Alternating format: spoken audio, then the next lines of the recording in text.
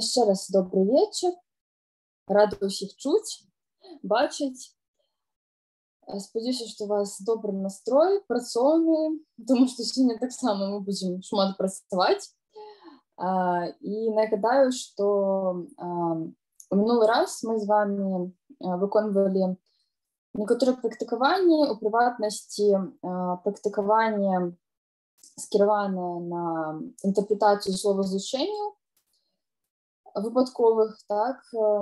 Магчыма, мы яшчэ сёння да гэтага вернемся, калі у нас будзе час, тому што у мяне проста вельмі насычаны план, і я не ўпэўнена, што мы ўсё паспеем, але будзем старацца. Аднак, перш чым мы перайдзем да асноўнай тэмы сённяшняга занятку, а гэта метафора, вельмі важная тэма, я б хотела зрабіць з вами штосьці цікавае, дзеля чаго я бы прасіла вас сёння мець на лекцыі 3 прадметы, так, лімон, каву і карысу. Скажыце, калі ласка, хто сёння гатовы? Хто выканаў хатняе заданне і прынёс гэтыя прадукты з сабой? Скажыце, адгукніцеся. У мяне ёсць. Выдатна. Хто яшчэ?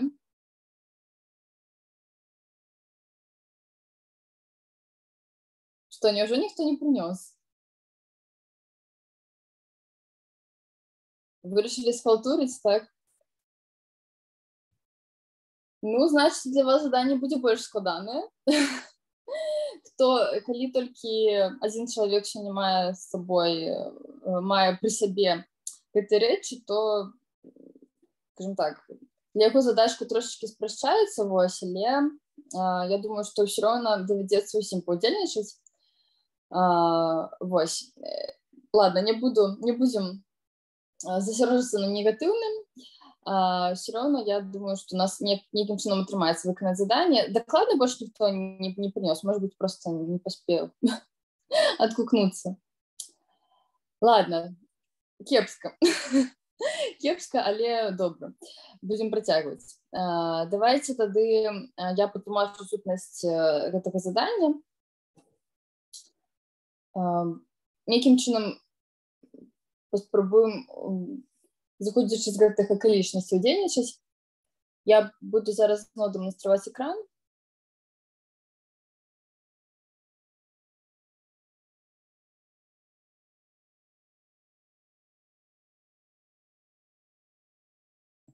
Так. Включаю прэзентацыю. Скажыце, калі ласка, ці бачыце вы прэзентацыю? Так, бачу. Так, што аб'ядноўвае гэтыя 3 прадметы, якія я прасіла вас з сабой узяць, якія вы не ўзялі? Гэта, магчыма, вы ж самі здагадаліся, даволі ярка выражаны водар. Прычым тут водар увогуле да ўсяго, што мы робім, тлумачу. Мне прыдумалася такое практыкаванне, якое я назвала паэтыка водару. Гэта, скажем так, адна з разнавіднасцяў практыкаванняў, в прынцыпе, на тэму нейкага такога пачуццёвага вопыту. Але сёння мы будзем працаваць менавіта з пахамі, і вось вы бачыце такі падзагалоўчык на слайдзе. Паэтыка водару, калі пахі былі тэкстамі. Што вам зараз трэба зрабіць? Таму, хто мае лімон, каву і карысу сёння у фізічным выглядзе, трэба будзе засяродзіцца на водары, так, кожнага прадукта. І нават не ведаю, што мы зробім з тымі, хто не ўзяў. Давайце так, каго няма з сабой, гэтых рэчаў будзем уяўляць. Не ведаю, наколькі добра у нас гэта атрымаецца. Я, напрыклад, в прынцыпе, дастаткова, мне лёгка уявіць пахі знаёмыя, так, але, в прынцыпе, я ведаю, што гэта дастаткова складаная задача для некаторых людзей. Таму не ведаю, ці штосьці з гэтага атрымаецца, але, выйсця у нас іншага няма, таму давайце рабіць так. Мы берём адзін з прадметаў, удыхаем ягоны пах, і вам трэба уявіць на імкненне, так, гледзячы на тое, што гэта ўсе даволі знаёмыя вам пахі, так, вам трэба уявіць, што вы ўвогуле упершыню нешта такое адчуваеце. Может быть, вы прыляцелі дзе-небудзь з іншай планеты, так, вы упершыню трымаеце ў руках гэты аб'ект і не ведаеце, што гэта такое. Вось вы ўдыхаеце пах, вам трэба камусьці, может быть, таксама такому ж, не ведаю, такому ж іншапланетніку, як вы, патлумачыць, выкарыстоўваючы нейкія звыклыя словы, так, што гэта за такі пах, які ён. Але ёсць важная умова. Не выкарыстоўваць такія, скажем, трывіяльныя прыметнікі, як, напрыклад, там, кіслы, ці, там, вядома ж, прыемны, там, ці непрыемны. Ну, гэта мы ўсё адкідваем і стараемся максімальна вобразную стварыць карцінку, так, уяўляем, што водар, так, гэта нейкі тэкст, і мы яго самі, ну, пішам, так, ці дакладней кажучы, чытаем, і падбіраем самыя трапныя словы, якія яго характарызуюць. Прычым тут паэзія? Пры тым, што для таго, каб, скажем так, максімальна сакавіта, вобразна і, ну, в прынцыпе, цікава апісаць той ці іншы водар, ведаеце, што водары ўвогуле яны каварныя тым, што для іх у мове не існуе спецыяльных абазначэнняў. Мы выкарыстоўваем для апісання водару альбо словы, якія абазначаюць іншыя тыпы пачуцця, або нейкія метафоры, але сваіх абазначэнняў водары не маюць. Вось нават самі паглядзіце, там, напрыклад, салодкі, там, не ведаю, звонкі. Гэта ўсё, там, салодкі, гэта пра смак, звонкі пра нейкі гук. Адмысловых абазначэнняў для водараў не існуе, вы можете самі праверыць, так, і гэтым яны такія складаныя для фармулявання, для вербалізацыі. Але мы паспрабуем гэта зрабіць, і паспрабуем зрабіць гэта з дапамогай нашага такога інструмента, як паэтычнае мысленне, якое, як мы памятаем, заключаецца ў тым, каб свабодна распараджацца моўнымі сродкамі, так, мы можам абсалютна, мы можам абсолютно вольна выказваць нейкія асацыяцыі, злучаць паміж сабой словы, можам, хоць я не ведаю, стварыць некую алегорыю ці гісторыю. Карацей кажучы, вы не абмежаваны абсалютна ў выбары словаў, сродкаў і таму падобнага. Так што зараз, так, я разумею, што у аднаго чалавека сёння ўсё ж такі ёсць з сабой гэтыя прадметы. Я прапановую пачаць менавіта з вас, так? І калі ёсць нейкія складанасці, то я магу прадэманстраваць, што я маю на ўвазе. Напрыклад, я вось да занятку намагалася сфармуляваць вось у гэтым паэтычным ключы, які для мяне пах кавы ці пах карыцы. З лімонам я не працавала. Вось, ну, напрыклад, каб вы проста разумелі, так, пах кавы для мяне такі мужчынскі, вогненны, зямлісты. Карыцу я ахарактарызавала як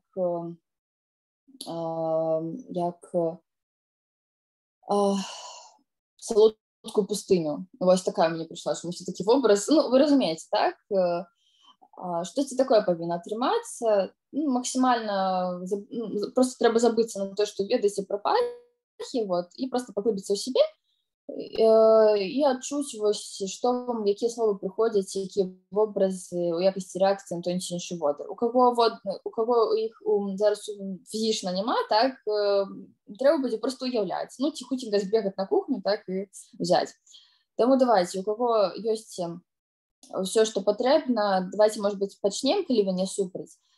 Так, вось, можна пачаць Давайте так.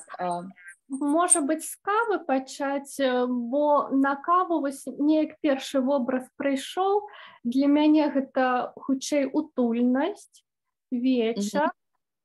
Ну вось менавіта нешта такое утульнае, вечаровае. Неяк так. Першае, што прыйшло. Толькі, глядзіце, толькі нейкія вось эпітэты узнікаюць у свядомасці, ці можа быць, я не ведаю, магчыма, нейкія яшчэ назоўнікі, ці дзеясловы, можа быць, нейкая больш такая разгорнутая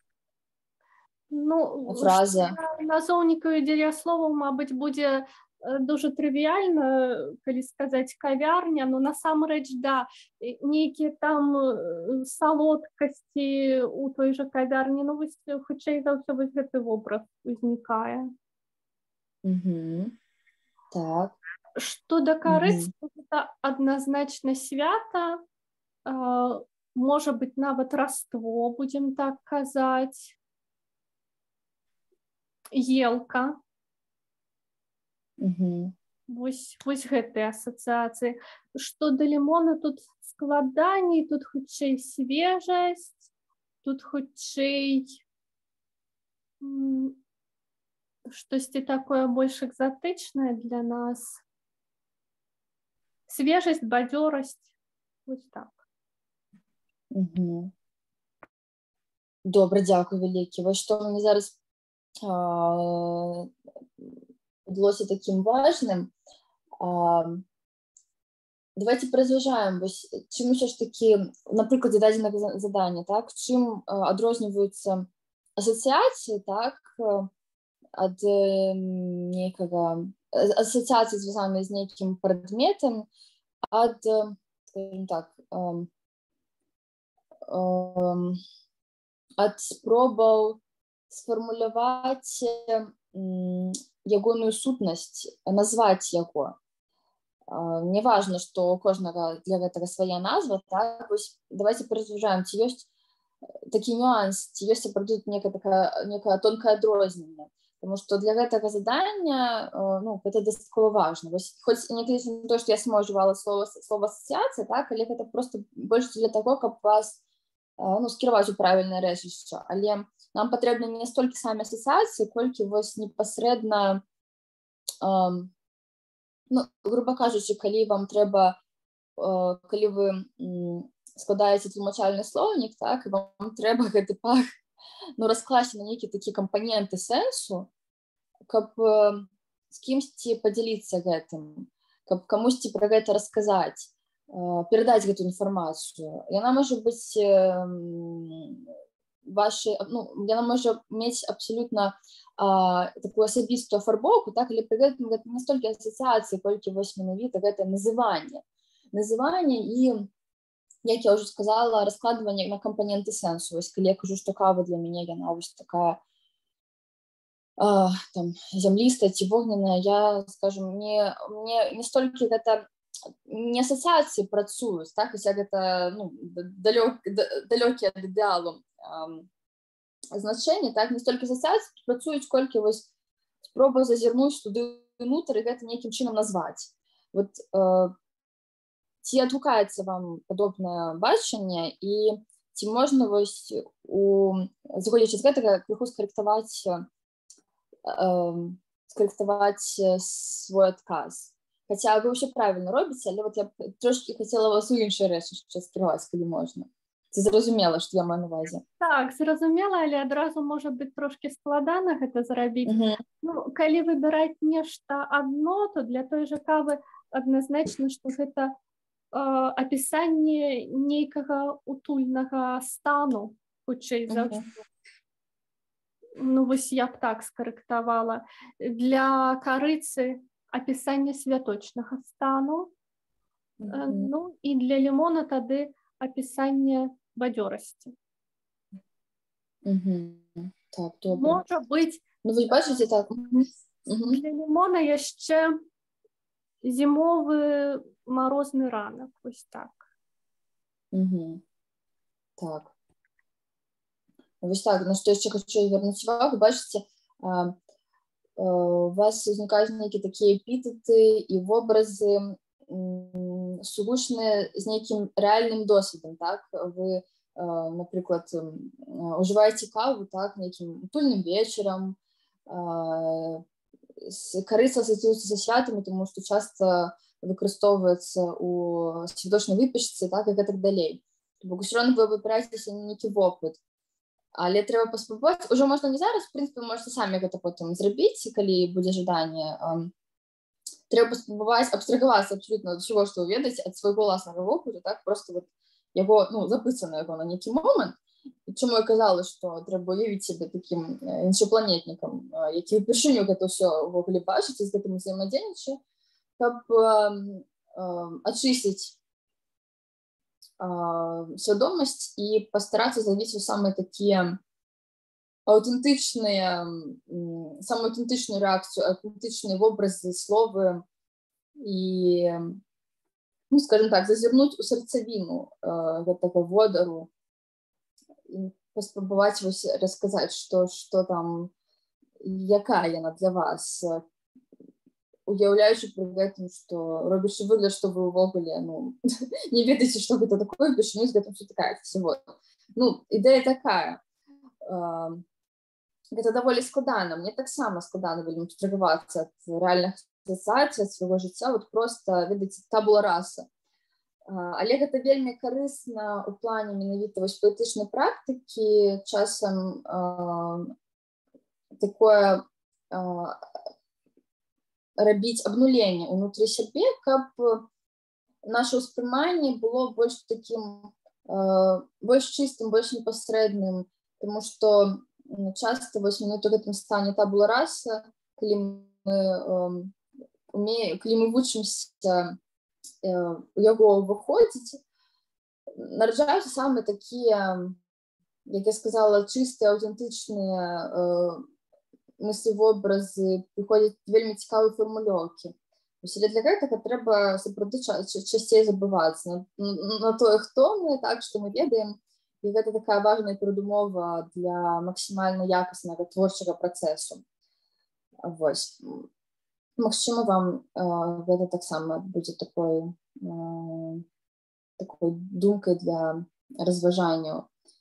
Так, вельмі цікава, дзякую. Над гэтым падумаю, бо сапраўды вельмі з нечаканага боку гэта адкрылася. Добра, я рада. Мне сама вельмі падабаецца такое штосьці рабіць, бо, ну, ведаеце, паэтычнае мысленне, оно па сваёй сутнасці вельмі такое глыбокае і усеахопнае, яно закранае многія сферы нашага досведу, нашага светаўспрымання, нашага самаадчування, і в гэтым сэнсе, каб рабіць паэзію, трэба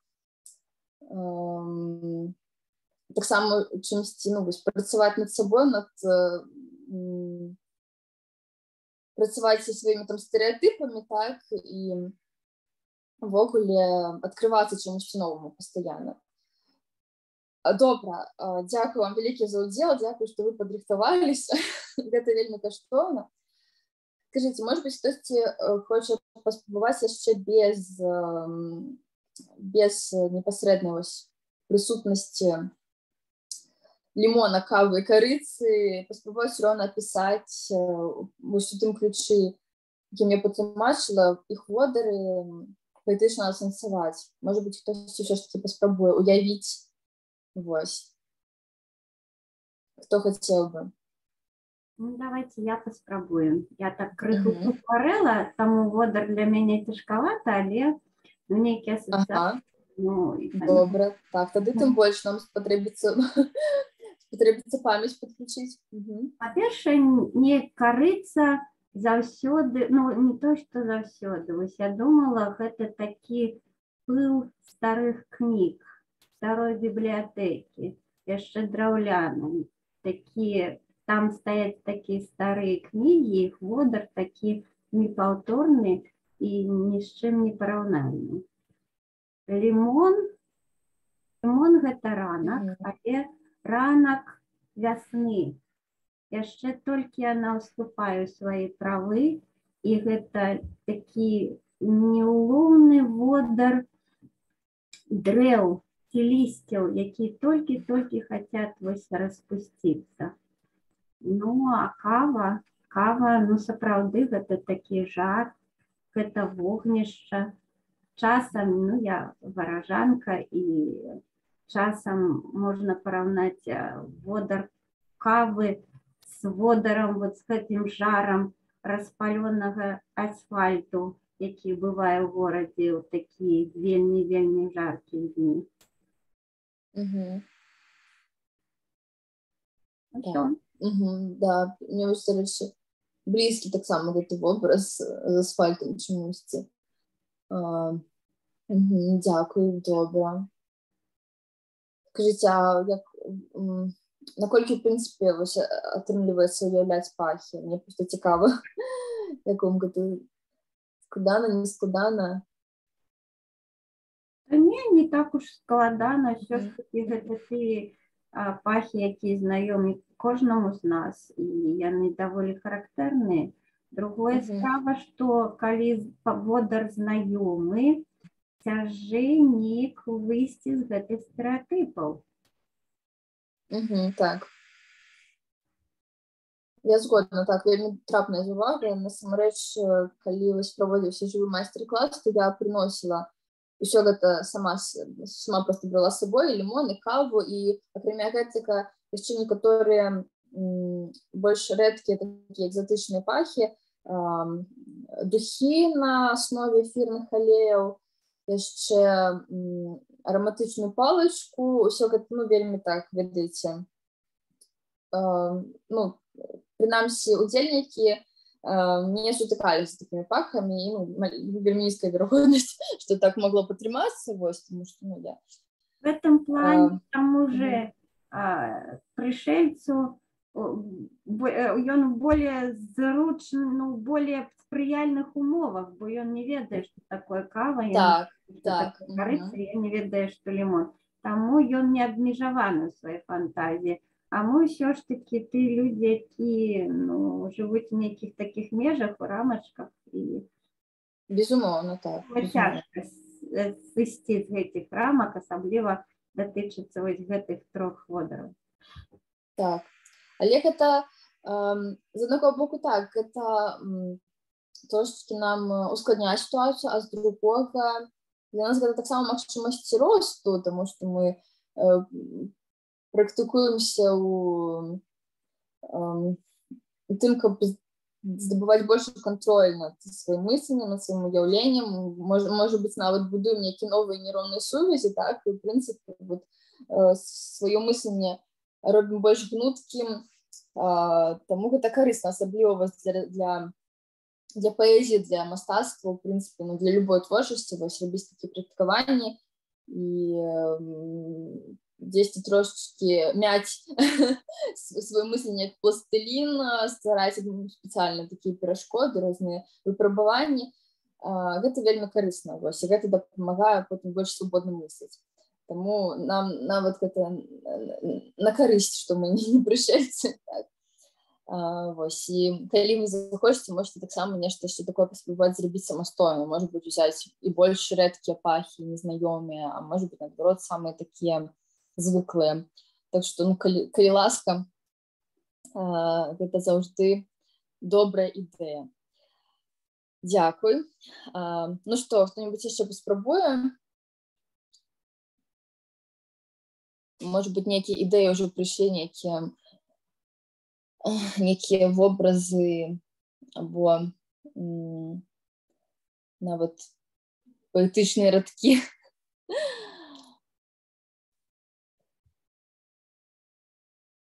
Ну, добра. В усякім разе, я спадзяюся, што, магчыма, хтосьці возьме на ўзбраенне гэта практыкаванне і калісьці яно вам спатрэбіцца. Тоді давайте працягваць. Зараз я гляджу свой план, каб нічога не забыць. Сёння з'яўлена такая тэма, як метафора і стылізацыя. Давайте пачнем з метафоры, як я сказала, таму што гэта сапраўды вельмі такая фундаментальная тэма. Чаму мы ўвогуле говорим про метафору? Я думаю, что вы здагадваецеся, что метафора гэта далёка не толькі нейкі літаратурны ці мастацкі прыём. Хаця, напэўна, сярэднестатыстычны чалавек метафору асацыюе вось якраз з мастацкімі нейкімі тэкстамі. Але метафора гэта нават не проста вобразныя выказванні, да якіх мы звяртаемся ў нашай штодзённай гаворцы. Гэта нешта нашмат большае, гэта важны вельмі інструмент мыслення і пазнання. І ў прыватнасці гэта важны інструмент стварэння паэтычнага тэксту, важны інструмент паэтычнага мыслення. Як вы ўжо, я думаю, зразумелі. Увогуле, што такое метафора? Калі звяртацца да такога як бы базавага азначэння, то вы можете бачыць яго на слайдзе. Метафора — гэта перанос назвы з аднаго прадмета на другі паводле падабенства. Гэта вельмі важна адзначыць. З аднаго боку, ўсё вельмі проста, так, перанос назвы з аднаго прадмета на другі. І я хацела падкрэсліць, што перанос гэты адбываецца менавіта на аснове падабенства, таму што у гэтым ключ да разумення метафоры як інструмента пазнання і як стылістычнага нейкага сродка. То бок падабенства, так, нейкіх з'яваў, працэсаў, рэчаў, гэта тое, на аснове чаго мы можам, в прынцыпе, стварыць метафору. Чаму гэта важны інструмент пазнання? Вось глядзіце, я прывяла тут вам на слайдзе прыклады таких метафор, якія называюцца сцёртымі. Чаму сцёртыя? Таму што мы ўжо не усведамляем іх як метафоры. Мы кожны дзень, мы іх пастаянна ўжываем, але яны для нас ужо не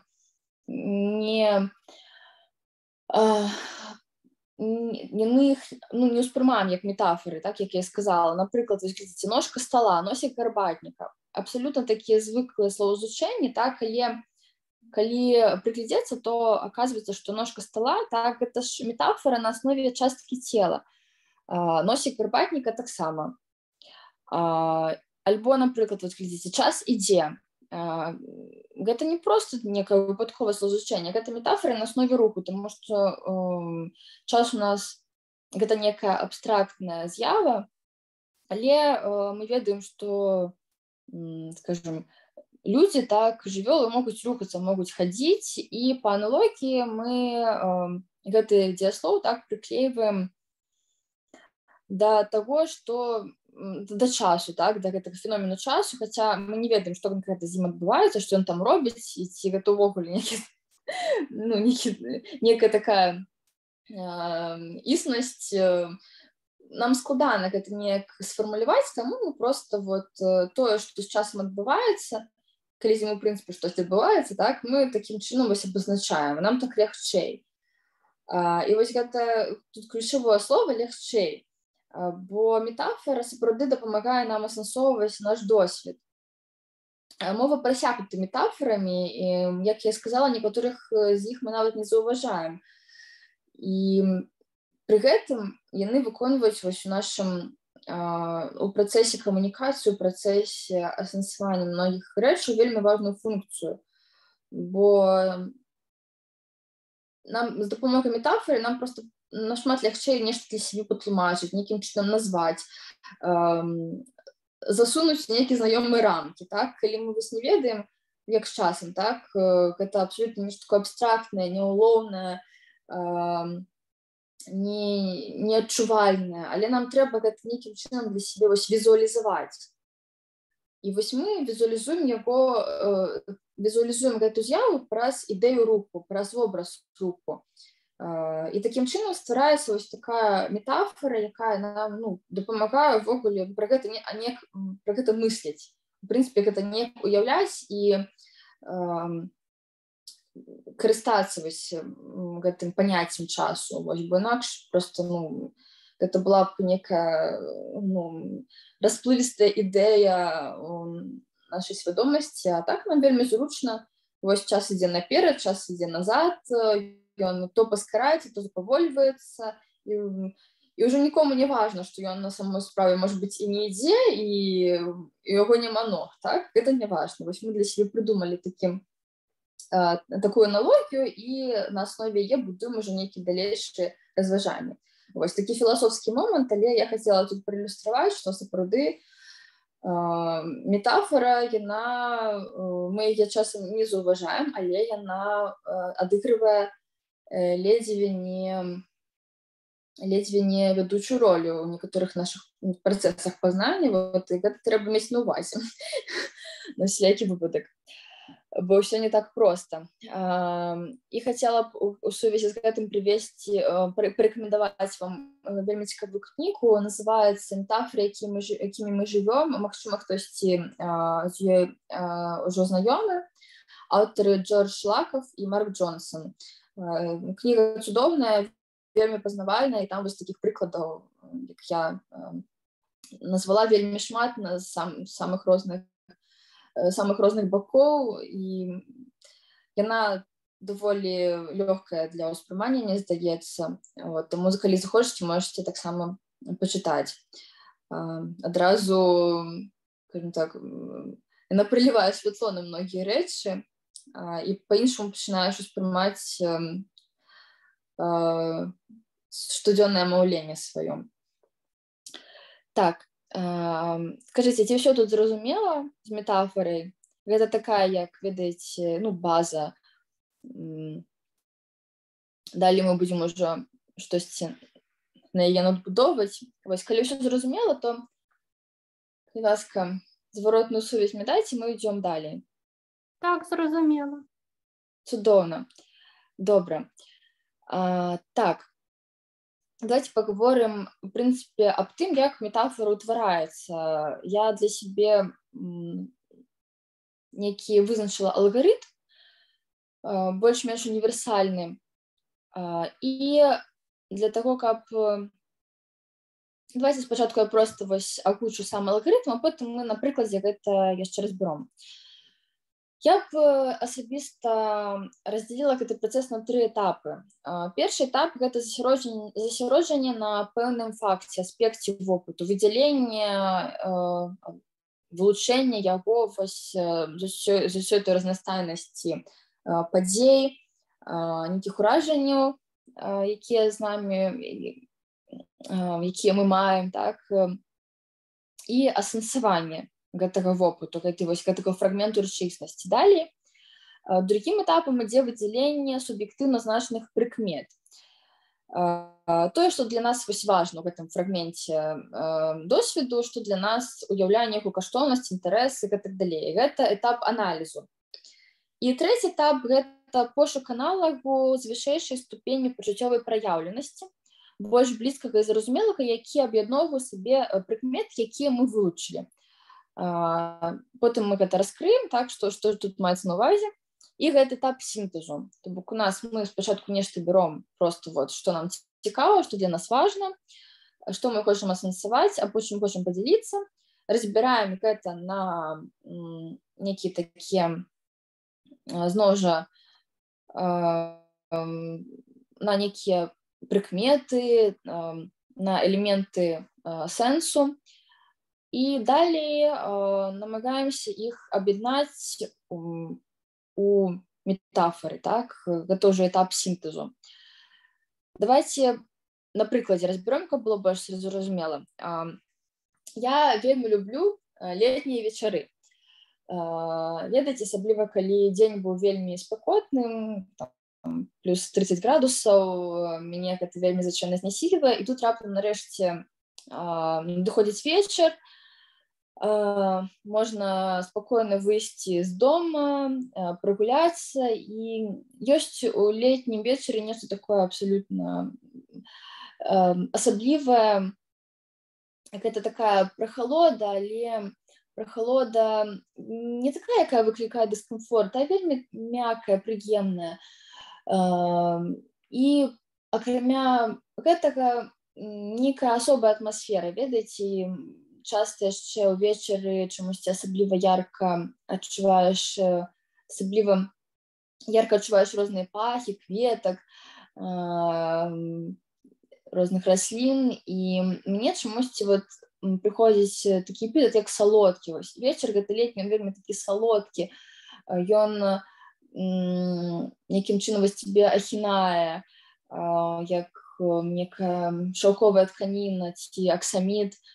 І вось пры гэтым адчуванне прахалоды на кантрасце з спякотным днём. Усё гэта, вот я думала, як мне гэта аб'яднаць у нейкім вобразе, так, каб перадаць, што ж я адчуваю. І вось, дарэчы, з гэтага імкнення сфармуляваць, перадаць, падзяліцца з кімсьці, у прынцыпе, часта пачынаецца працэс метафарызацыі, тому што за метафорай амаль што заўсёды стаіць нейкая камунікатыўная інтэнцыя, нейкі камунікатыўны намер падзяліцца, расказаць, выплеснуць гэта свае нейкія пачуцці, эмоцыі. Вось, я думала, як бы гэта ахарактарызаваць вобразна. І вось якое словасчуцценне мне прыйшло. Летні вечар — гэта падталае марозіва, так? Або вось падталае марозіва летняга вечара. Чаму марозіва, так, як я ўжо сказала, прахалода. Быў спёкотны дзень, і нарэшце можна пасмакаваць вось гэтую комфортная прохалодное надворье. Чему падталае? Тому што яно зноў жа гэта не штосьці, што марозіць, так, і што холодна становіцца. Наадварот, вельмі прыемна, вельмі смачна. І чаму яшчэ марозіва? Тому што чамусьці вот мне вечар, для мяне ён успрымаецца як такі салодкі. Не ведаю чаму, вот такая у мяне ідзе асацыяцыя. Таму падталае марозіва летняга вечара. Глядзіце, вот пройдземся па этапах утварэння метафоры. Што адбывалася, так, калі я яе прыдумвала? Спачатку я ўзяла нейкі аспект вопыту, гэта летні вечар. Мне захацелася яго нейкім чынам асэнсаваць, прааналізаваць, і захацелася падзяліцца сваім нейкім вось такім вобразным адчуваннем гэтай сітуацыі. Далей я расклала дадзены фрагмент рэчаіснасці яшчэ на больш дробныя такія кампаненты. Я для сябе сфармулявала, які ён гэты вечар. Ён чамусьці салодкі, прахалодны, вельмі такі утульны, хочацца яго смакаваць і расцягваць гэтую асалоду, як калі есці марозіва. Вось, гэта быў этап аналізу. І потым я стала думаць, цікава, ці ёсць нейкі такі прадмет, добра знаёмы ўсім, прадмет альбо з'ява, хутчэй ўсё ж такі прадмет, так, з вышэйшай ступенню пачуццёвай праяўленасці, як я тут гэта сфармулявала, так, тому што матэрыяльныя рэчы, яны, в прынцыпе, пра іх гаварыць прасцей, яны больш маюць такую, яны больш даступныя для разумення, іх нейкія характарыстыкі. Вот, і я думаю, так, можа быць, марозіва, прычым падталае, што немалаважна, гэта якраз той самы прадмет, та самая рэч, той самы прадукт, які нейкім чынам аб'ядноўвае сабе ўсе тыя прыкметы, важныя для мяне ў летнім вечары, якія я для сябе вылучыла. Бок для іншага летні вечар, хтосьці можа ў летнім вечары вылучыць абсалютна іншыя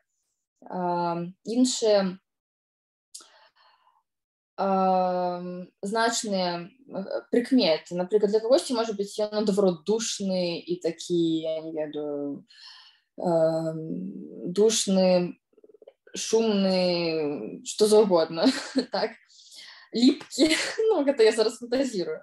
Вось, для мяне набор гэтых прыкмет не такі, і я іх потым намагаюся аб'яднаць у пэўным больш зразумелым для ўсіх вобразе, так, як, напрыклад, вобраз марозіва, каб проста вось максімальна лаканічна перадаць сваё ўспрыманне гэтай сітуацыі. Вось, такім чынам гэта робіцца. Выбіраю нейкі досвед, фрагмент вопыту, выдзяляю для сябе важныя прыкметы, што мне тут падабаецца ці не падабаецца, і потым шукаю пэўны менш абстрактны, больш зразумелы ўсім прадмет, які б аб'ядноўваў сабе ўсе гэтыя характарыстыкі. І такім чынам я атрымліваю на аснове такой вось працэдуры я атрымліваю метафору. І в дадзеным выпадку у мяне вось якраз адбываецца перанос назвы Марозева, так Паталая, на летні вечар, на такую з'яву, як летні вечар, на аснове падабенства паміж імі. Але падабенства гэта чыста суб'ектыўнае. Увогуле, не толькі ў паэзіі метафора мае суб'ектыўную прыроду, калі падумаць, то, в прынцыпе, амаль што многія вельмі метафоры ствараюцца, выбачайце мне гэты выраз ад балды, таму што ўзяць той жа носік гарбатніка, так, вось чаму носік? Можна было б, я не ведаю, неяк па-іншаму гэта ўбачыць і придумаць іншую метафору. То бок часта гэта абсолютно такія суб'ектыўныя нейкія высновы, і камусьці просто убачыўся ў гэтым носік, да, іншаму чалавеку іншы чалавек угледзеў бы ў гэтым штосьці сваё. Таму гэта такі неадназначны працэс, і в любым выпадку вось метафора, яна трошечки такая, гэта не ісціна ў апошняй інстанцыі, скажем так. Скажыце, ці ўсё тут зразумела? Важна было дастаткова падрабязна прагаварыць усе гэты этапы, каб потым вам было таксама лягчэй самім зрабіць штосьці падобнае. Скажыце, ці зразумела ўсё? Можа быць, ёсць нейкія пытанні, заўвагі, можа быць, хтосьці таксама падзеліцца нейкімі думкамі наконт гэтага, бо цікавая тэма на самой справе. Я пакуль вас слухаў, разважаў, як гэта выглядае з чытацкага гледжання. Калі я чытаю Паталая Марозева летняга вечара. І я разумею, што можна ісці ў адваротным парадку, больш ці менш, раскласці на нейкія кампаненты, значныя кампаненты Паталая Марозева і летні вечар і пашукаць іх агульнага. Але калі б я гэта прачытаў без тлумачэння, я пэўна, па-першае, нават калі б я знайшоў нешта агульнае, гэта пэўна было б, мабыць, не тое, што меў на ўвазе аўтар. Так. А па-другое, у гэтым выпадку, мабыць, гэта ўдалая метафора і сапраўды нешта агульнае ёсць, а часам, мабыць, яна і ўдалая, мабыць, нешта часам. Як вы параілі працаваць як чытач з метафорамі ў тэкстах? Так, вялікі дзякуй за гэты разважанні. Гэта, насамрэч, мабыць, тое, чаго хапае моей сённяшняй прэзентацыі, таму што, так, я зараз вам прадставіла пазіцыю аўтара, які стварае метафору, але ніякім чынам не закранула пазіцыю чытача, інтэрпрэтатара. А гэта таксама ключовы момант. Так, наконт вось якраз інтэрпрэтацыі. На самой справе, ведаеце, ўсё роўна чытач заўжды расшыфроўвае той ці іншы вобраз, тую ці іншую метафору, зыходзіш з свайго досведу, так, зыходзіш з нейкіх сваёй практыкі ўзаемадзеяння з тымі ці іншымі рэчамі, і гэта нельга ніяк гэта адкінуць. Так, тут прынцып табула раса таксама будзе вельмі карысным, але ўсё роўна мы нейкі багаж заўжды маем, так, і нам цяжка ад яго бывае абстрагавацца. І ведаеце, абсолютна няма нічога кепскага ў тым, што мы ўспрымаем гэта на нейкі свой лад, і калі мы будзем зноў жа ісці па гэтым алгарытме ў адваротным кірунку і шукаць ну, будаваць нейкія свае сувязі, і у нас атрымаецца нешта абсолютна іншае, у гэтым няма нічога страшнага, больш за тое, гэта абсолютна здаровы працэс для любой інтэрпрэтацыі, ну, на маю думку, бо тэкст, як вядома, гэта адкрытая структура, і ён ствараецца ў тым ліку ў працэсе інтэрпрэтацыі, працягвае стварацца. Любы мастацкі тэкст на гэта разлічаны, і гэта вельмі каштоўна. Ён не... Гэта некім не шкодзіць, наадварот, мастацкі тэкст узбагачаецца за кошт гэтых розных інтэрпрэтацый, калі для мяне у гэтым падталым марозіве будзе нешта іншае, калі там для мяне, напрыклад, летні вечар салодкі і прыемна прахалодны, як падталае марозіва, а для вас падталае марозіва гэта нешта, ну, не ведаю, может быть, у вас для вас гэта нешта такое брыдкае, да, брыдкае, ліпкае, і увогуле вы марозіва не любіце, так, то, адпаведна, вось гэты асацыятыўны шэраг будзе таксама абсолютна іншы, і гэта нармальна.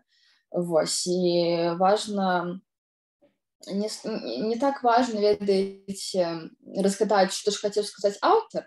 Для мяне ўвогуле такое пытанне ўжо не стаіць. Проста калі мне штосьці адгукаецца ў тэксце, я гэтаму радуюся. Я кажу дзякую аўтару за тое, што ён для мяне гэта зараз раскрыў і падарыў мне гэты досвед, што ён проста мне расплюшчыў вочы на штосьці. Калі мне нешта не блізка і ну, я ўвогуле не разумею, чаму такая метафора, што ён хацеў сюды ўкласці. Я проста праходжу міма і, ну, калі мне не цікава над гэтым працаваць і рэфлексаваць, я гэтага не раблю. Бо тут такі, ведаеце, свабодныя адносіны, можна так сказаць. І метафора, яна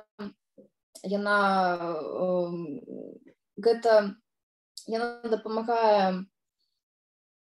Метафора гэта вельмі каштоўны прыём для таго, хто ёй карыстаецца, ствараючы тэксты, і таксама яна можа несці некую каштоўнасць для таго, хто іх інтэрпрэтуе, але яна нікога не знявольвае, не абавязвае там штосьці правільна разумець, ведаеце, вось, таму гэта нават так цікавей. Я думаю, што калі б у ўсіх былі аднолькавыя асацыяцыі, то, ну, проста не было б сэнсу увогуле камунікаваць, як ёсць такі, ведаеце, прынцып у тэорыі камунікацыі, прынцып рознасці пазіцый. Калі у нас пазіцыі камунікатыўна супадаюць, то сэнсу камунікацыі няма, таму што камунікацыя, яна заўжды будуецца на кантрасце, на вось гэтым напружанні паміж нейкімі полюсамі, так, меркаванняў, светапоглядаў.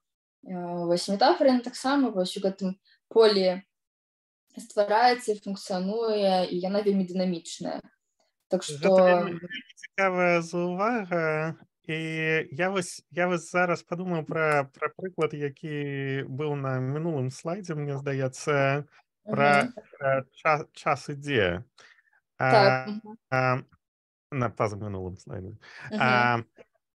Дык вось, час ідзе, гэта вельмі удалая, насамрэч, метафора, таму што здаецца, што адчуванне таго, што час неяк рухаецца, ёсць ва ўсіх, і больш за тое адчуванне таго, што час можа рухацца па-рознаму.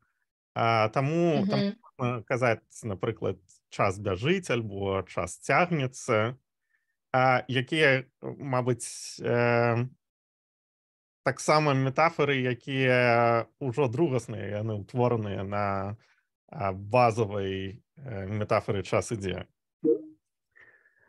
І вось тое, што вы зараз сказалі пра рознасць пазіцыі ў камунікацыі, рознасць досведу, гэта вельмі важна, таму што з аднаго боку, так, сапраўды, камунікацыя тых, хто ўжо мае аднолькавы досвед, не мае сэнсу, а з другога боку, усё ж патрэбна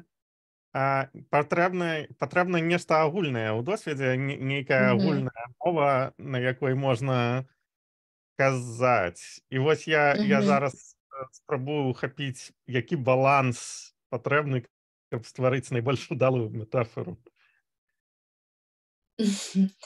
Цікавае пытанне. Ну, тут у працэнтах я вам наўрад ці скажу, ну, я не ведаю. Ну, на мой погляд, все ж таки, на мой погляд, так, процент блізкасці светапоглядаў павінен пераважваць працэнт вось гэтай адрознасці. Тому што гэта я, напэўна, чыста вось некага практычнага досведу кажу, тому што калі нават гэта 50 на 50, то адчуваеш нейкую дыстанцыю, якая не, скажем, у маім выпадку яна не спрыяе некаму інтарэсу даследчыцкаму, хутчэй ўсё яшчэ адштурховая, так? Вось, і калі ёсць ўсё ж такі вось гэты некая агульная парадыгма эстэтычная і агульная вось парадыгма мыслення, то яна сама па сабе стварае спрыяльную мову для гэтай мастацкай камунікацыі. Гэта як такі падмурак. Рознасць светапоглядаў, некія такія нюансы, гэта як прыправа, якая проста ўсё гэта, ну, весь гэты працэс робіць больш цікавым. І, ну, вот мне здаецца, што ўсё ж такі важна, каб гэтае поле агульнае было, поле светаўспрымання, бо інакш можа гэтая камунікацыя проста не адбыцца. Ну, вот гэта чыста вот маё такое меркаванне. Праўда, пэўна, гэта марнае пытанне, таму што ну, усе мы ўсё ж жывем у адной мове, у адной культуры, маем нейкі даволі вялікі агульны досвед. А яшчэ зараз я падумаў, што метафоры таксама, ну, тэарэтычна можна было б ствараць чыста выпадкова, таксама як мы стваралі словазлучэнне ў минулы раз, а потым шукаць у гэтых выпадковых спалучэннях нешта агульнае. Так. І ў нейкім сэнсе гэта заўсёды, напэўна, можна знайсці. Ну, амаль. Ну так, по сутнасці, ведаеце, калі чытаеш асабліва некага такога, ну, калі, ну, адкрываеш сябе некага новага аўтара, ці проста вось намагаешся нейкім чынам вытлумачыць для сябе тэкст, я не ведаю, незразумелы, складаны, просто вот ідэйна, можа быць, не вельмі блізкі, то часам, ну, так атрымліваецца. Просто ты бачыш некую дзіўную канфігурацыю сэнсаў, і табе трэба з гэтым нешта рабіць. Вот, і часам я сапраўды адчуваю сябе як у некай такой гульні, дзе трэба просто вот, ну, па сутнасці пальцам у неба нешта для сябе вытлумачваць. Вось, але гэта таксама карысна. Вот. Ну і, дарэчы, вяртаючыся да першага пытання наконт ягонай марнасці, я ўсё ж такі не думаю, што нават выкарыстанне агульнай мовы ўжо можа быць перадумовай для паспяховай камунікацыі, тым больш мастацкай. Гэта яшчэ вельмі такая, вельмі шырокі дыяпазон застаецца, тому што, ну, я нават, зноў жа, на аснове практычнага досведу могу сказаць, што я калі працую там над нейкім творам, неважна, гэта там карціна ці паэтычны тэкст, больш яшчэ што-небудзь, я заўжды вижу такое паняцце, як нават мэтавая аўдыторыя. Гэта не проста так з'явілася. Мэтавая аўдыторыя — гэта тыя людзі, якія якраз могуць найбольш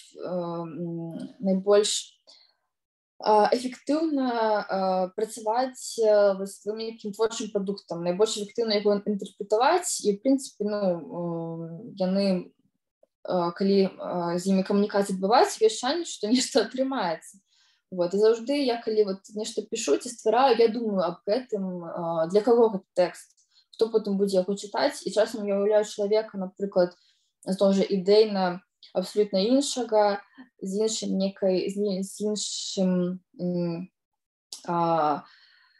іншым густам, з іншым эстэтычным успрыманнем, з іншымі, в прынцыпе, увогуле вот гэтымі нейкімі фундаментальнымі уяўленнямі, я разумею, што, ну, так, ён можа гэты тэкст убачыць, яго прачытаць, але, ну, гэта будзе такое чытанне з амаль што нулявым коэфіцыентам карыснага дзеяння. Вось, і я, ну, просто разумею, што так, гэта можа быць, але я заўжды арыентуюся на людзей блізкіх па духу. Я не ведаю, можа быць, гэта няправільна. Я думаю, кажу, што гэта проста мой такі асабісты досвед. А вось гэты прыклад метафоры, якія вы прывялі тут, якая мэтавая аўдыторыя? Ну, в прынцыпе, такая ж, як... Ну, тут, ведаеце, я ўсё ж такі у навучальных мэтах пастаралася абраць штосьці больш такое агульначалавечае. Бо ў кожнага ёсць досвед летняга вечара і поўны падталага марозіва амаль у кожнага ёсць. Так, у прынцыпе, гэта дастаткова такія, да, усім добра знаёмыя рэчы. Вось, нічога такога тут спецыфічнага, экзатычнага няма. Вось, але калі я пишу вершы, там уже крыху іншая ситуация, и там я не могу думать об тым, каб камусьці там было лёгка ці складана інтэрпрэтаваць. Я ўвогуле пра гэта не думаю, шчыра кажучы, я думаю толькі пра тое, каб гэта адпавядала нейкай маёй унутранай вось, каб гэта, ну, как бы, может быть, пафосно прыжыць некай маёй унутранай вось гэтай ісціне, так, каб гэта, каб я максімальна была шчырай з самой сабой і даставала знутры ўсё тое самае каштоўнае, што мне хацелася. Вось, і я в гэтым плане працэс вельмі эгоцэнтрычны, і я рэдка калі задумваюся, што будзе потым. Ну, то, конечно, я уяўляю, як я сказала, людзей, якія гэта прачытаюць, але уяўляю ў тым кантэксце, што яны змогуць якраз раздзяліць са мной той вопыт творчы, які я зараз пражываю. І чым больш ён спецыфічны, інтымны, такі вось, як сказаць, чым больш ён для мяне важны, тым больш рэўнасна я потым буду ставіцца да гэтага тэксту, і тым больше значэння для мяне будзе мець, хто будзе з ім потым узаемадзейнічаць. Вот. Так што гэта такі, ведаеце, непадзельны працэс. Так што вот, ну, мне здаецца, гэта важна. Хаця хтосьці можа наоборот сказаць, што гэта павінна быць зразумела для ўсіх, і чым вось гэты коктейль, ну, не коктейль, калі вот чалавек трапляецца там пэўны мастацкі творчы тэкст, і паміж імі некая узнікае, не ведаю, грымучая сумесь. Для кагосьці можа быць у гэтым сэнс. Вот. Для мяне, напэўна, ўсё ж такі не. Мне важна, каб была вось гэтая блізкасць духоўная. Мне здаецца, што тады можна ісці глыбей, можна больш плённа ўзаемадзейнічаць. Для мяне вот гэта такі стандарт мой творчы. Вот. Але гэта проста, гэта чыста мой досвед, скажем так. Так. Я вас слухаю, і узнікаюць новыя думкі, але я не хачу весці ў пэўны свой бок. Добра, калі у вас ёсць яшчэ нейкія пытанні, в прынцыпе, вы можете, напрыклад, там напісаць, ну, я заўжды готова там адказаць, паговорыць на нейкую тэму, вось, ці у наступны раз да гэтага вярнуцца, калі у вас ёсць нейкія такія пытанні больш глобальнага характару, вот. Але гэта вельмі, гэта здорава, што вы дзеліцеся, і тому што вы зараз якраз ідзе вельмі інтэнсіўны працэс абмену думкамі, гэта тое, дзеля чаго мы тут збіраемся. Вот, так што дзякую.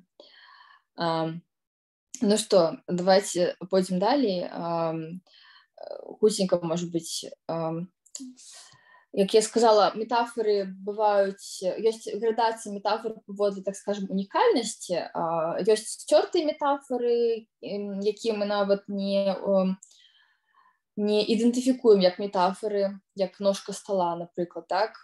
Ёсць мастацкія метафоры, але, выбачайце, можа быць, гэта трошечки такое будзе зараз снабісткі ўхіл, але я думаю, што вы не станеце намаўляць, што метафоры мастацкія могуць быць вельмі трывіяльнымі, так, банальнымі. Напрыклад, я не ведаю, там, акіян тваіх вачэй. Ну, ясна, што, конечно, так можна сказаць, і ўсе так кажуць, але нічога новага нам гэта не дае. Ужо гэтых акіянаў было 10 000, і, ну, просто гэта не цікава. Мастацкі тэкст павінен, ну, все ж таки утрымоўваць некую навізну, некае адкрыццё, вот, акіян тваіх вачэй, вядома ж, гэтага не дае. І, урэшце рэшт, ёсць аўтэнтычныя метафоры мастацкія, якія якраз нясуць, якія маюць для нас некую пазнавальную каштоўнасць, эстэтычную каштоўнасць, якія нам цікава расшыфроўваць, якія цікава, можа быць, потым нават укараняць у штодзённым маўленні. Вось я тут для сябе выпісала метафоры з тэкстаў дзвюх беларускіх паэтак. Адна метафора з тэксту Насты Кудасавай «Салодкія зоркі алычы». Так? Там так верш пачынаецца: «А жнівень тут падае проста на голову салодкімі зоркамі алычы». Вось, салодкія зоркі алычы, мне здаецца, гэта вельмі прыгожа. І другая метафора, у якасці прыкладу, Галіны Сіўченка, таксама цудоўная паэтка. Я загортваюся ў твой позірк, так? Прычым твой тут з вялікай літары, таму што верш, наколькі я памятаю, як пісаўся як зварот да чагосьці вышэйшага, так? Я загортваюся ў твой позірк. То бок позірк тут як, не ведаю, як коўдра, як нешта такое, што хочацца загарнуцца, захінуцца, што ахоўвае, у чым цёпла і бяспечна. Вот. І позірк сапраўды, ну, вы разумееце, што гэта ўжо іншы ўзровень, не акіян тваіх вачэй, так? Тут ідзе ўжо на першы план выступае нейкі іншы вобраз, нейкі іншае ўспрыманне ось такой рэчы, як позірк. І, ну, гэта узбагачае, скажем так, узбагачае таксама наше ўспрыманне як чытачоў. Так, пра гэта я вам сказала.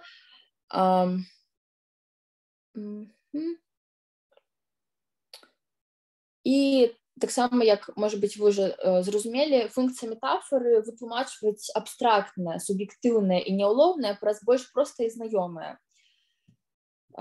Вось, на гэтым слайдзе функцыя метафоры, так, вытлумачэнне абстрактнага, суб'ектыўнага, няўлоўнага праз больш простае і знаёмае. Напрыклад, летні вечар, так, для мяне, я неяк асаблівым чынам яго ўспрымаю, але гэта нешта такое, ну, маё асабістае. І каб іншыя таксама маглі са мной раздзяліць гэтае перажыванне, я яго запакоўваю метафору. Метафора на аснове таго, што больш зразумела, так, усім. Гэта, ну, вось марозіва, так, потому што, ну, вечар, ну, летні, да, ну, ён для кожнага рознае. Вось, апаталае марозіва, яно таксама можа ўспрымацца па-рознаму, але я думаю, што збольшага будуць асацыяцыі супадаць. Метафора таксама дапамагае нам візуалізаваць штосьці, так, як у выпадку з тым жа часам, час ідзе, так, мы, ну, не ведаем час, гэта штосьці настолькі адцягненае. Вось, але калі мы кажам, што ён ідзе, мы адразу нібыта вось у нас нейкая карцінка з'яўляецца ў галаве, і нам ужо прасцей ёй апераваць. І таксама, так, прычым я прапушчана, прабачце слова, эстэтызацыя ўспрымання. Метафора гэта вельмі прыгожа. Вось, калі мы выкарыстоўваем метафоры, мы можам штосьці пражываць у больш такім эстэтычным рэчышчы. Не проста вось, ну, вечар і вечар, а тут пачулі мы, як хтосьці, бачылі, як паэт там параўнаў вечар з паталым марозівам, і вось ужо таксама нешта для нас асаблівае ім з'явілася. і ну, гэта вось я называю якраз эстэтызацыяй успрымання, калі мы бачым ужо у такім просто праз прызму прыгажосці пачнем на ўсё глядзець і бачым у прынцыпе прыгажосць там, дзе мы яе раней не заўважалі.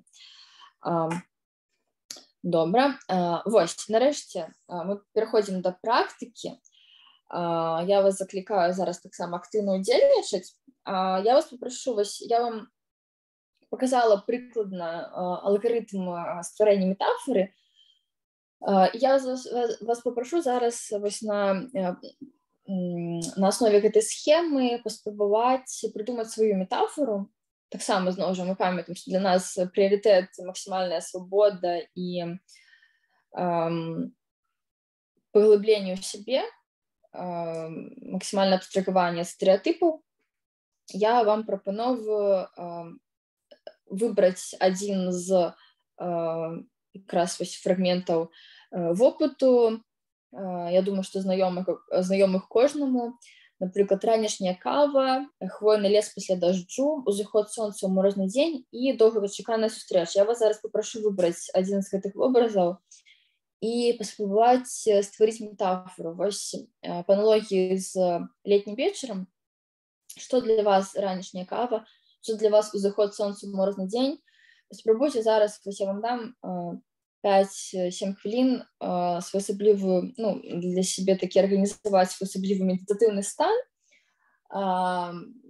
паглыбіцца ў гэтыя вобразы, зноў жа судакрануцца з нечым такім важным, прыемным для вас асабіста і паспрабаваць вербалізаваць гэта неяк прыгожа, маляўніча, каб іншыя таксама пранікліся. Вось паспрабуйце. Толькі я заклікаю адмаўляць ад стэрэатыпаў, тому што нам усім хочацца сказаць, што там хвойны лес пасля дажджу, там, я не ведаю, свежы і пахне хвоей, так,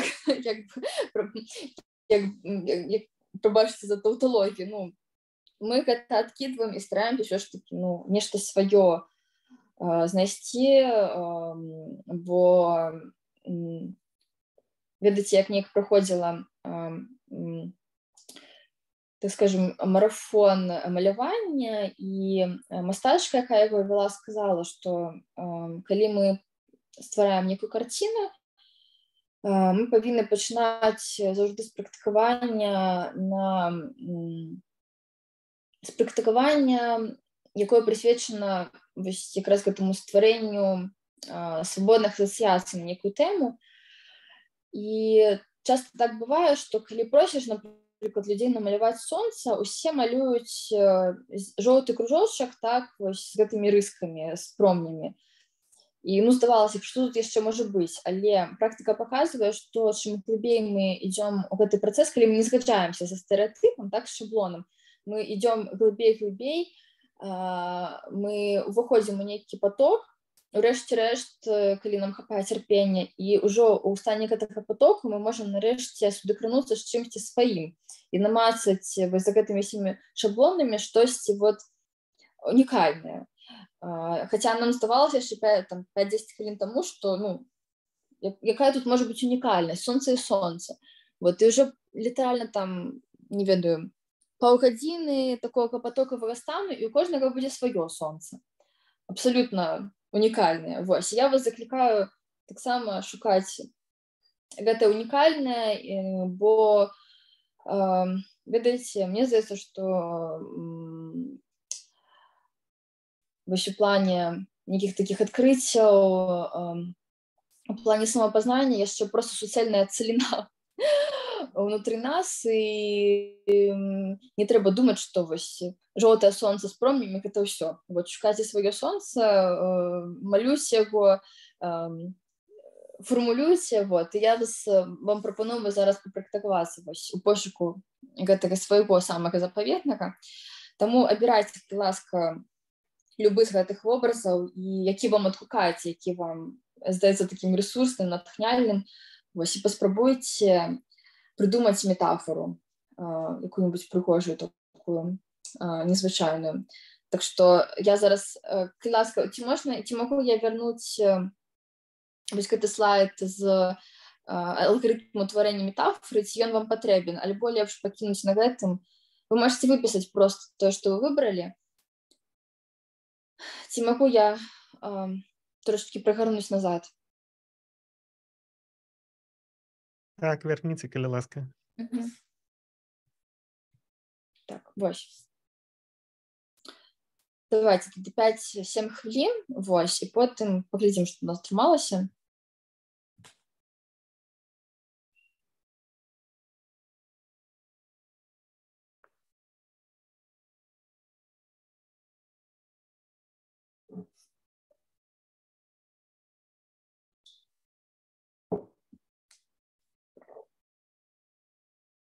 Прабачце.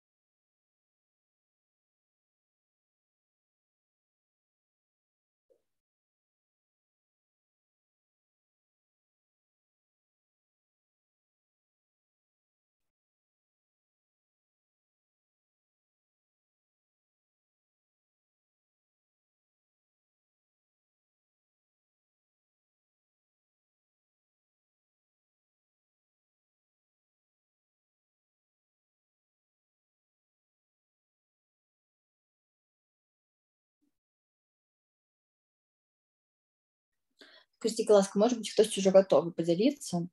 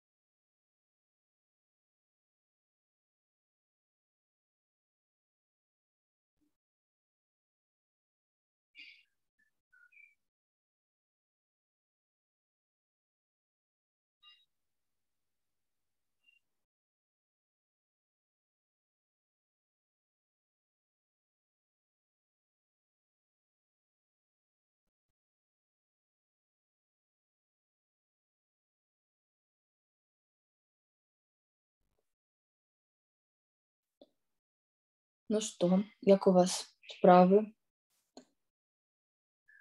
Скажите, колькі яшчэ приблизно часу патрэбна?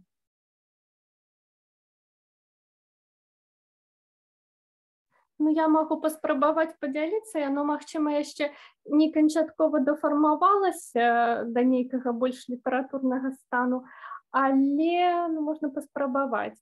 Я ўзяла раніцу, узыход сонца ў зімовую раніцу, і у мяне атрымалася першыя гукі аркестра у цішыні залі, у цішыні і цемры залі. Прекрасно. Выдатна. Неяк вы хочаце гэта пракаментаваць ці проста вось? Ну так, пракаментаваць, як яно нарадзілася, бо вось гэтая цішыня в залі, марозная ноч зімовая, яна заўсёды такая вось застылая, такая заледзянелая, вось гэты холад, і ён нейкім чынам перагукаецца з той цішынёй, якая ажно звініць перад тым, як дырыжор падыме рукі і дасць ў такт аркестру. Ну і вось гэтая цішыня нейкім чынам перагукаецца. Ну і першыя гукі аркестра гэта менавіта вось гэты ўзыход сонца. Дарэчы, ён можа быць зусім розны, зусім па-рознаму яго можна ўспрымаць. Гэта можа быць нейкія ціхія акорды, гэта могуць быць адразу там медныя, напрыклад, трубы, ці там медная група ўступае. Ну вось таму, да, таму так атрымалася. Вельмі прыгожа. Мяне сапраўды уразіў ваш вобраз, ваша метафора, і гэта мне здаецца, што вось вы улавілі нешта такое, нешта вось такое сутнаснае ў гэтай карціне, і сапраўды вось так вельмі ўражвальна, вельмі узрушвальна. Так што дзякую вам, што падзяліліся. Я рада, што атрымалася такой прекрасны вобраз стварыць. Вось, я вас віншую. Мне вельмі падабаецца, сапраўды. Дзякую. Так, добра. Кто яшчэ хацеў бы? Давайте я паспрабую. Я таксама узыход сонца в морозный день, як празрысты карункавы вэлюм на ружовай шчаке прыгажуні. А можна першае слово я не пачула? Празрысты карункавы вэлюм на ружовай шчаке красуні прыгажуні. Цудоўна. Цудоўна, вельмі так. Я просто, можна сказаць, захапленне ад вашых вобразаў. І ведаеце, чамусьці вот і першыя адгукаюцца, і другі, хаця яны вельмі розныя па нейкіх такіх па вібрацыях, па настроі, але вось і той, і другі адгукаюцца. І гэта, ведаеце, два розныя зыходы сонца ў марозную раніцу. І першы вельмі праўдзівы і рэалістычны, і другі вельмі праўдзівы і рэалістычны, або вельмі прыгожыя. Вось, першы такі, ведаеце, урачысты, а другі пяшчотны і вельмі такі, ведаеце, далікатны. Здорава, супер. Я вельмі рада. Так, яшчэ ідэі?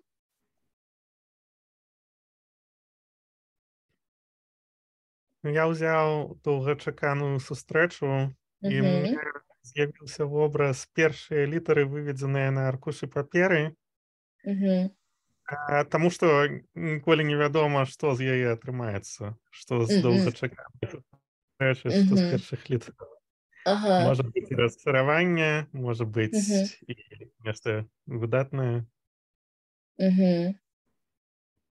Так. Згодна. Вось цікава, што у вас такі больш, я б сказала, вобраз, больш метафора такая строгая, у чымсьці такая абстрактна-філасофская. Тут ідзе зварот не столькі да, мне здаецца, пачуццёвага, не столькі да нейкіх пачуццёвых момантаў, колькі вось да, нават не ведаю, больш да некай такой рацыянальнай сферы. Ну гэта вось чыста маё такое ўспрыманне, так, першыя яны такі прям насычаныя вобразамі маляўнічымі, у вас больш такая строгая метафора стрыманая. Вось, але гэта вельмі таксама, ну я лічу, што гэта вельмі трапна, і сапраўды штосьці ёсць такое першай сустрэчы, за чаго яе пабойваешся. Вось, як і чыстага аркуша, калі пачынаеш на новым штосьці, калі асабліва даўно не пісаў ці не маляваў, гэта блізкія ў чымсьці адчуванні, я згаджуся. Цудоўна. Цудоўна. Так, ну, можа быць, яшчэ нейкі ідэй, можа быць, хтосьці захоча там пагуляцца з іншымі вобразамі. Калі ім так, то, калі ласка, у нас яшчэ ёсць час. Так, хтосьці штосьці пачынаў гаварыць, ці?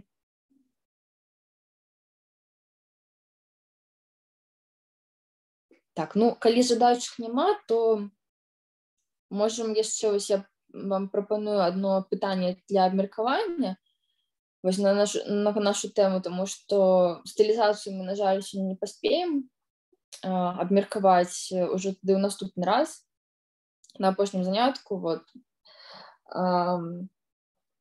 Таму давайце, калі вы не супраць, яшчэ трошечкі празважаем. Вось глядзіце, мы говорили об тым, што метафора мае функцыю вытлумачэння, прычым вытлумачвае яна нешта больш абстрактнае, няўлоўнае, суб'ектыўнае праз больш такое праяўленае, больш адчувальнае, матэрыяльнае. Але бывае так, што наадварот, нешта прыземленае і побытавае вытлумачваецца праз больш абстрактнае і складанае. Напрыклад, я б магла сказаць не летні вечар, як падталае марозіва, так? А, напрыклад, гэтае марозіва на смак, як летні вечар, то бок перавярнуць, да? Вось як вы думаеце, чаму так адбываецца і у чым увогуле, ну, калі метафора ўсё ж такі тлумачыць і спрашчае працэс камунікацыі, то вот як так, ну, можа адбыцца, што яна перавернецца, што вось наадварот нешта прыземленае і больш як бы зразумелае будзе тлумачыцца праз больш абстрактнае і складанае. Вось ці ёсць у вас нейкія ідэі наконт гэтага? Але ж яна... Удакладніць, гэта ўсё яшчэ метафора, альбо гэта ўжо нейкі іншы троп лічыцца? Гэта ўсё яшчэ метафора, так.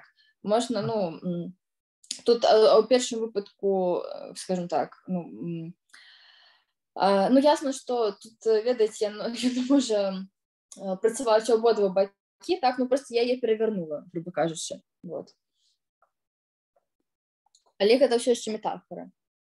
Я пераношу назву летняга вечара на такі аб'ект, як марозіва. Бо ўсё роўна адбываецца перанос назвы паводле падабенства. Так што, ну, па сутнасці гэта метафора, так.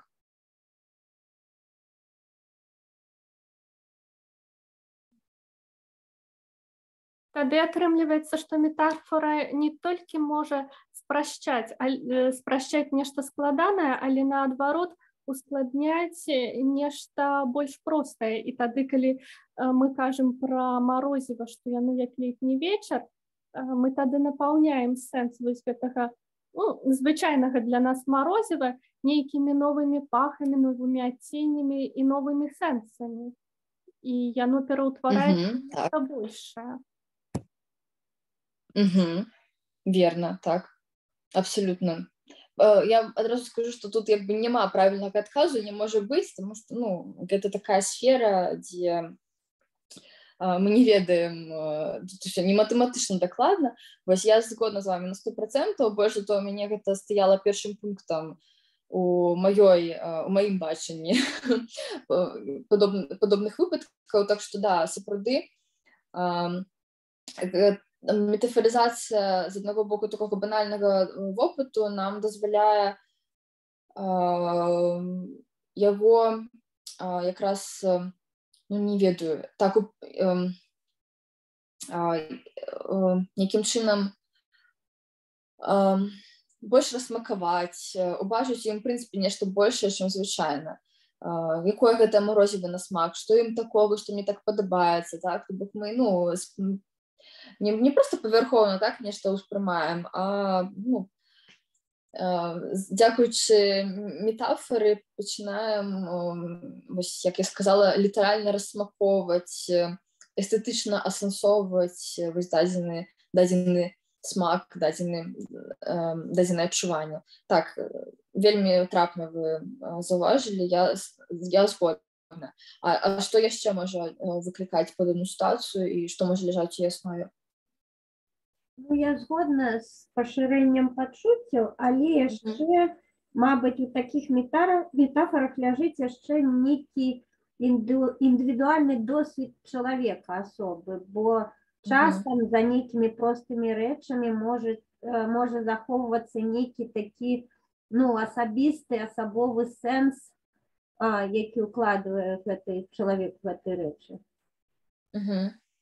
То бок замарозівым можа быць нейкі там канкрэтная з'ява, якая чымсьці запомнілася чалавеку, і ён тады надбудоўвае над гэтым марозівым нейкія свае асацыяцыі, метафоры. Так, да, атрымаецца, што калі вось у нас ёсць некая проста дастаткова сітуацыя, некі абсолютно звычайны прадмет, які для нас мае, які у нас асацыюецца з чымсьці асаблівым, які мы самі можам разгарнуць у цэлую гісторыю, так, то, адпаведна, метафора тут служыць такім сродкам падобнага разгортвання і дазваляе таксама вось на нешта звыклае і проста паглядзець з іншага боку, так, дазваляе нам падзяліцца сваімі нейкімі там успамінамі, перажываннямі. Так, правільна, згодна, так, добра. Яшчэ варыянты? Мне здаецца, што калі мы тлумачым нешта больш абстрактнае пра нешта больш простае і знаёмае, у гэтым выпадку я, як чытач, магу ўспрымаць, ой, як трапна, сапраўды гэта вось так. То бок, гэта больш функцыя камунікацыі.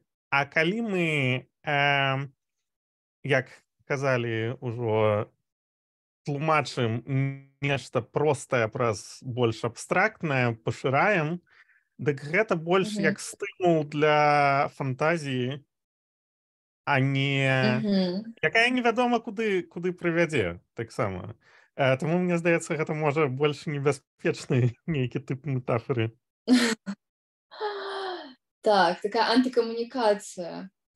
І, дарэчы, вось гэта быў трэці пункт у маім спісе. Так што мы з вами тут прям абсолютно сугучныя. Сапраўды, часам патрэбен нейкі элемент двухсэнсоўнасці, і падобная метафора перавернутая дазваляе, так скажем, пакінуць адкрыты фінал, каб кожны дадумаў, дабудаваў, адчуў свой смак. Так? Я кажу, што маё марозіва на смак як летні вечар, і калі гэты летні вечар для любога чытача уяўляе сабой больш размытую некую гісторыю, то, адпаведна, для кожнага смак, кожны па-свойму будзе інтэрпрэтаваць дадзены смак, кожны адчуе яго па-свойму. Вось, і, можа быць, у мяне як аўтара, для мяне, я як аўтар і стаўлю сабе такую задачу, так, пакінуць гэтую такую нявызначанасць.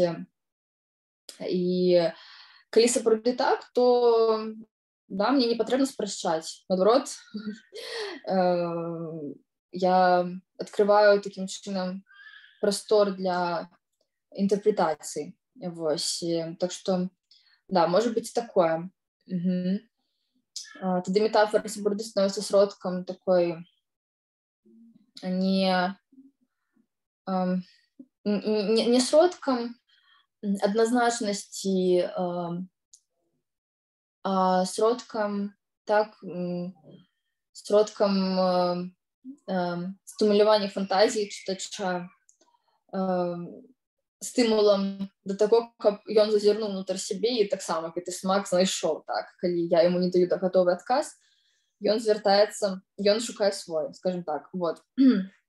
І скажыце, так, дзякуй, па-першае, вот, і, можа быць, яшчэ нейкія ёсць варыянты, каб мы ўжо вас паслухалі, і тады я назову яшчэ адзін, які пакуль што не агучваўся.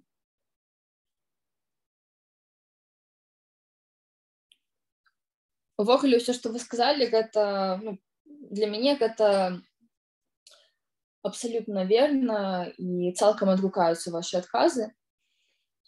Яшчэ ёсць адзін момант, які пакуль што мы не згадвалі. Глядзіце, часам можа быць так, што якраз менавіта абстрактны кампанент метафары утрымоўваюць сабе нешта больш зразумелае ўсім, нешта агульначалавечае, пра што можна выразіць суб'ектыўнае спрыманне некага фізічнага факту. Напрыклад, гэта, я думаю, што вы пагодзіцеся, што больш рэдкі выпадак, таму што, ну, звычайна, ўсё ж такі мы як больш проста ўспрымаем нешта матэрыяльнае, так, аб'ектыўнае, але можа быць наадварот, што больш абстрактны феномен якраз выклікае у многіх людзей нейкія падобныя асацыяцыі, падобныя струны, так, кранае. Напрыклад, вось я доўга думала, што б тут такога, на якім прыкладзе гэта праілюстраваць, і вось што мне прыдумалася. Такая метафора. Калядная таямніца тваёй усмешкі. Здавалася б, што усмешка, ну, гэта нешта,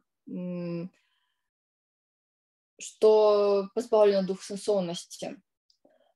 Ну, усмешка, так, у прынцыпе, думаю, кожны цудоўна уяўляе, што такое усмешка, што гэта нешта пазітыўнае, ну, у асноўным, так, прыемная усмешка блізкага чалавека, але для мяне, калі я мела пэўны спецыфічны досвед, для мяне усмешка у нейкі канкрэтны момант, усмешка нейкага канкрэтнага чалавека можа быць чымсьці, што не зусім нават не абмяжоўваецца вось гэтай як бы простасцю і штодзённасцю. Гэта можа быць нейкі абсалютна новае перажыванне, якое я не магу нават апісаць словамі. І тады я магу звярнуцца якраз да чагосьці нібыта больш абстрактнага, каб метафарызаваць вось сваё ўражанне. І в дадзеным выпадку гэтым абстрактным кампанентам выступае калядная таямніца. І тут, ведаеце, такі быў парадокс, так, калядная таямніца. Гэта штосьці такое, ну, цалкам метафізічнае і, ну, што тут сказаць увогуле. Таямніца сама па сабе, да, не тое, пра што так проста гаварыць, і тут для кожнага яна можа быць сваёй, але мне падалося, што вось, напэўна, дзесь у глыбіні душы кожны чалавек, хто вось нейкім чынам вырас у гэтай дадзенай нашай культуры, так, у глыбіні душы кожны чалавек адчувае, што ж такое калядная таямніца. Вот мне чамусьці так падалося, і менавіта на нейкім ірацыянальным узроўні. І мне захацелася, вось так адчулася, што гэты такі складаны, глыбокі, містычны вобраз можа дапамагчы патлумачыць нешта больш простае і паўсядзённае, як усмешка. Вот. Такі вось атрымаўся парадокс. Я не ведаю, мне здаецца, што кожны, напэўна, асабліва ў дзяцінстве, адчуваў некую асаблівую такую чароўную атмасферу напярэдадні калядаў ці ўсё ж такі хутчэй калядаў. І гэта нешта такое неперадавальнае з аднаго боку, а з другога гэта як ужо, так скажем, гатовая цэласная структура, як пэўны архетып, так, жыве ўнутры нас, і гэта як бы яшчэ не зблытаеш. Вось, я якраз звяртаюся да гэтага архетыпу, каб з ягонай дапамогай патлумачыць нешта больш такое хуткаплыннае, быццам бы простае, банальнае, якое чамусьці у якім я ўбачыла нешта большае, што мне захацелася выразіць. Такая ўжо атрымаецца заблытная гісторыя. Скажыце, ласка, ці я змагла больш-менш адэкватна данесці сваю думку, ці вам гэта адгукнулася? Здаецца, больш-менш зразумела. А можна апошняе пытанне? Заўсёды у метафары будзе гэта вось пара абстрактнага і канкрэтнага ў тым ці іншым кірунку. Альбо можа быць метафара, дзе нешта канкрэтнае тлумачыцца праз канкрэтнае, альбо абстрактнае праз абстрактнае. Безумоўна. Я думаю, што вы ўжо самі маглі ўбачыць, што гэта абсалютна такая рухомая сістэма, і тут няма никаких таких, нема готовых схем, нема застылых рашэнняў. Нягледзячы на тое, што я прыводжу дадзены алгарытм, гэта ж проста для зручнасці ўспрымання. Але калі мы спасцігаем, так скажем, сутнасць, калі мы пачынаем адчуваць смак гэтага працэсу, так, стварэння метафор, калі мы в прынцыпе пачынаем сябе больш свабодна ўнутры гэтай гульні адчуваць, то па сутнасці гэтыя правілы знікаюць, і мы можам вытлумачваць што заўгодна пра што заўгодна. І ў пэўным сэнсе, ведаеце, чым глыбей мы заходзім у гэтую немарач, тым больш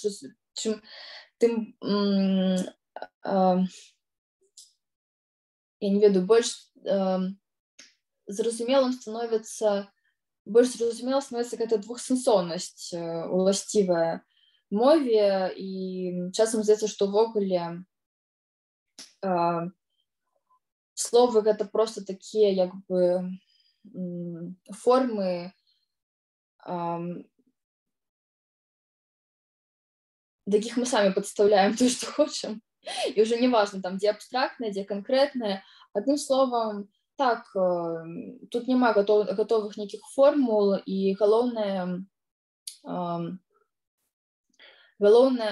может быть, я адкажу трошечки занадта паэтычна, вось, галоўнае пачаць з гэтым гуляць, эксперыментаваць, і потым уже не важна. Гэты правілы становяцца неважнымі, вы проста намацваеце нейкія свае алгарытмы, свой стыль, і у моманце прыходзяць правільныя рашэнні. Тады вы ўжо, спрактыкаваўшыся, не думаеце абстрактнае, канкрэтнае. Гэта патрэбна проста, каб пачаць, каб запусціць нейкія працэсы ў мысленні, а далей ўжо ўсё максімальна разняволена, і вы пачынаеце адчуваць як лепш, таму што ўсё роўна, як бы мы гэта не намагаліся сістэматызаваць і фармалізаваць, ўсё роўна гэта такі, ведаеце, чымсьці таямнічы працэс, і галоўнае нам на яго настроіцца, так, вось гэта ўсе практыкаванні, схемы, гэта проста больш дзеля настройкі. А ўжо калі мы настроіліся, мы забываемся на правілы, выходзім у поток і проста пачынаем тварыць, і нам у моменце прыходзіць правільнае рашэнне, і потым мы сядзім і асэнсоўваем. Оказывается, што можа быць і так, што канкрэтна можна тлумачыць праз канкрэтна, абстрактна праз абстрактна, а можа быць увогуле яшчэ неяк, як я нават не магу уявіць. Але гэтым каштоўнасць творчага працэсу, што мы заўжды здабываем нейкія нечаканыя рашэнні, і каштоўнасць у тым, каб заўжды адбывалася нешта беспрэцэдэнтнае, і потым мы ўжо постфактум глядзелі і думалі, у якую гэта схему уставіць, так, як гэта ўвогуле ўсё асэнсаваць, і, разумееце, так. Вось, так што гэта здаецца вось тое што вы казалі пра тое што словы гэта формы, дык сапраўды метафора гэта па сутнасці як семіятычны знак, які складаецца з азначаемага і азначаючага. І ўжо як гэтыя рэчы спалучаюцца паміж сабой, яны спалучаюцца пэўным чынам у розных тыпах знакаў, у метафоры гэта пэўным чынам. Так. А ўжо што гэта за азначаемае, азначаючае, гэта ўжо можа быць што заўгодна, так? Так, да, ў нейкі момант проста, ведаеце, ўсё пачынае плыць. Ну, ўжо няма сэнсу захоўваць статус-кво. Вось, але гэта, так, гэта з аднаго боку дзіўна і так небяспечна, з другога без гэтага не было б таго самага творчага працэсу. Вось, гэта нестабільнасць дазваляе нам часам змовы ляпіць проста як з гліны. Вось, рабіць, што нам захочацца. Вось, таму, канешне, да, гэта адназначнасць, ну, пра адназначнасць увогуле не прыходзіцца гаварыць, але нават, ну, часцей мы маем ілюзію разумення, вось, чым разуменне у чыстым выглядзе, вот, і увогуле гэта хутчэй гульня, чым некая такая строгая сістэма, вот, так што тое ж самае у камунікацыі, вот, ёсць над чым падумаць.